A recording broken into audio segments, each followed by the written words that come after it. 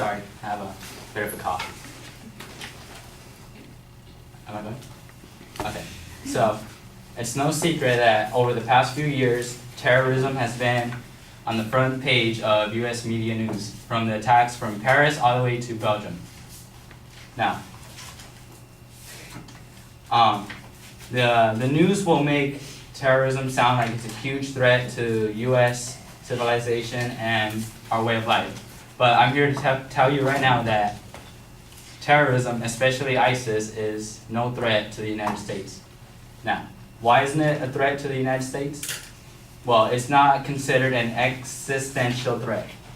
Now, according to Lance, Jada, and Barack Obama, an existential threat is a threat so big that it will topple our very way of living and our economy and our government. Now, things in the past that have threatened us that much have been the Cold War with Russia and even Nazi Germany. But terrorism is not in that category because although they can cause damage, they can't do anything significant enough to destroy our way of living. Now, it's not an existential threat because as of late 2015, ISIS has actually been losing power. Their power in Syria and Iraq has been shrinking, and they are losing members at a large rate. Another reason why ISIS is not a threat to the United States is because while attacks are bad for us and the attacks are bad on us, they're going to happen no matter who's in charge. On October 24th, 2014, a man in Queens, New York was attacked several police officers with a hatchet.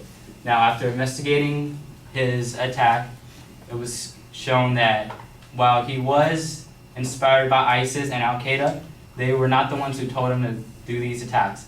So as you can see from that example, terrorist attacks are going to happen no matter who's in charge. Now, terrorism is the least of your troubles when worrying about getting killed.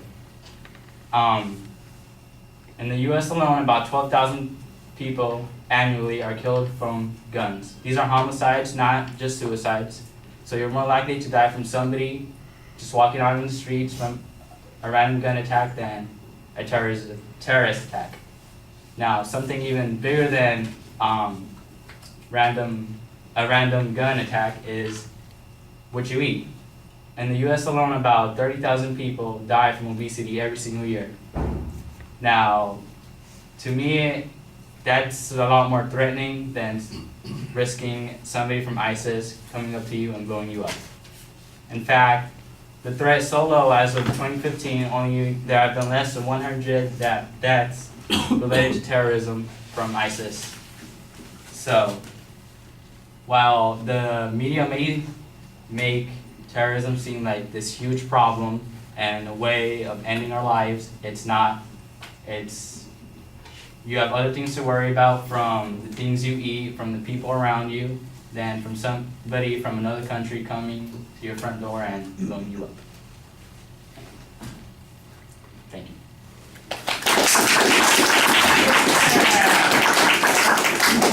You can sit down. You don't have to stand up there. It's like you're a target if I start talking about you while you're standing there, and I don't want you to feel that way.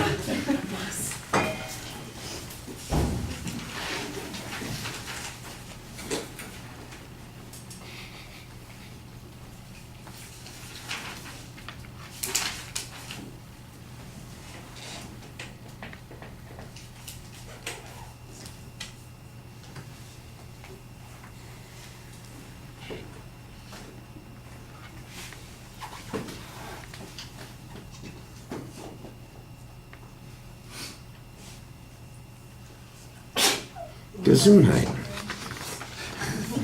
Ron, do you have the other outline that you were going to give me? I do, but it doesn't have your comments on it.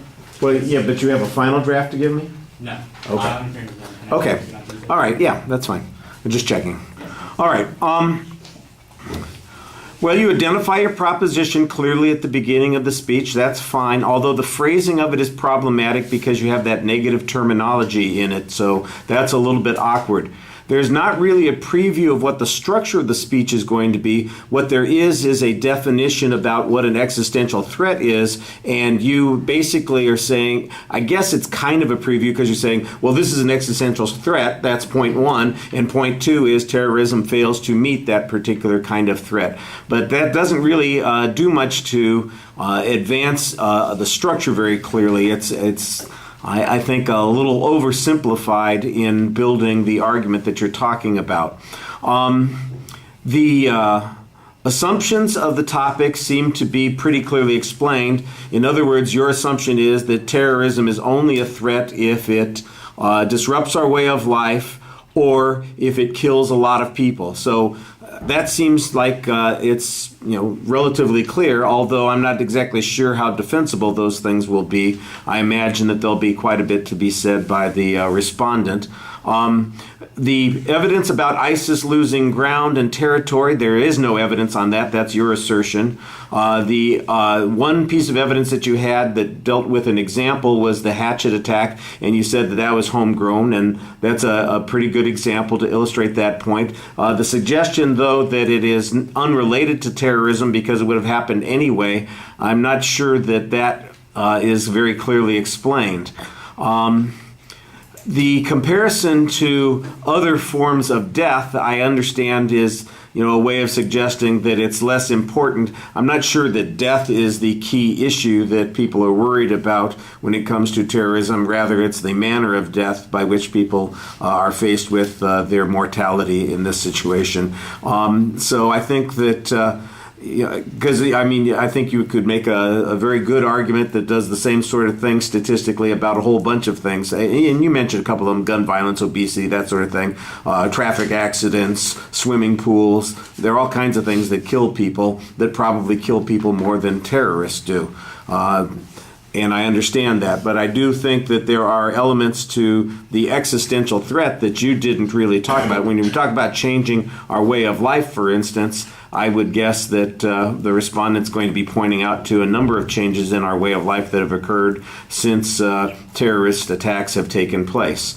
I didn't really hear any, even though you made the comparison to other types of deaths, I didn't hear any sources for the data that you're using. I don't doubt that there are 12,000 people who die every year from handgun violence, and I'm not doubting about the deaths from, eating problems that people have. I suspect those are true, but I do think you need to cite that material more.